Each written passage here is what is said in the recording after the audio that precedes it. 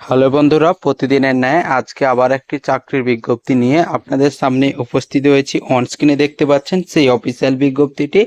এখানে আপনাদের অঙ্গনওয়াড়ি সহায়িকা পদে নিয়োগ করা হবে।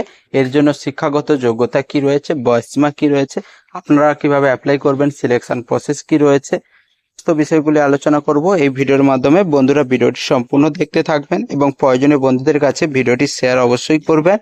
চ্যানেলে নতুন হলে চ্যানেলটি সাবস্ক্রাইব করে রাখবেন, কারণ এই চ্যানেলে প্রতিনিয়ত কোনো না কোনো সরকারি ও বেসরকারি চাকরির আপডেট আপনারা পেয়ে যাবেন।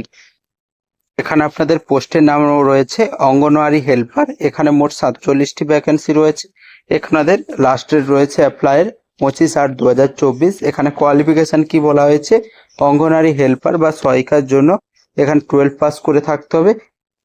এছাড়া আপনাদের অবশ্যই মহিলা প্রার্থী হতে হবে এবং রেসিডেন্সিয়াল হতে হবে। যেই এলাকার জন্য এই নোটিশটি পাবলিশ করা হয়েছে সেই এলাকায় আপনাদের রেসিডেন্সিয়াল হতে হবে।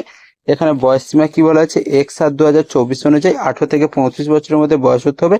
এখানে কোনোরূপ আপনাদের এক্সাম ফি পেমেন্ট করতে হবে না। এখানে স্যালারি আপনাদের কি দেওয়া হবে, 6,300 টাকা।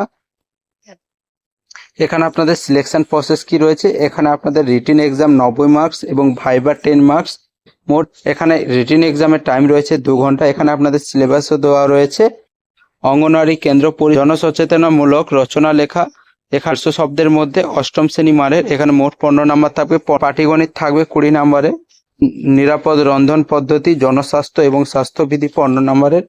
এখানে ইংরেজি থেকে থাকবে আপনাদের 20 নাম্বারের। এখানে সাধারণ নলেজের উপরে 20 নাম্বারে। এখানে আপনাদের অ্যাপ্লাই করতে হবে, সম্পূর্ণ অনলাইনে অ্যাপ্লাই করতে হবে, যার জন্য অফিসিয়াল ওয়েবসাইটে গিয়ে আপনারা অ্যাপ্লাই করতে পারবেন। অফিসিয়াল ওয়েবসাইটের লিঙ্ক আপনারা পেয়ে যাবেন ভিডিও ডেসক্রিপশন বক্সে এবং অফিসিয়াল নোটিশটি পেয়ে যাবেন আপনারা ভিডিও ডেসক্রিপশন বক্সে। এখানে আপনাদের নিয়োগ করা হবে সন্দেশখালীতে, 24 পরগনা জেলায় এখানে আপনাদের নিয়োগ করা হবে। ওই সন্দেশখালী জেলার আপনাদের রেসিডেন্সিয়াল হতে হবে, মানে স্থায়ী বাসিন্দা হতে হবে, তাহলে এখানে কিন্তু আপনারা অ্যাপ্লাই করতে পারবেন।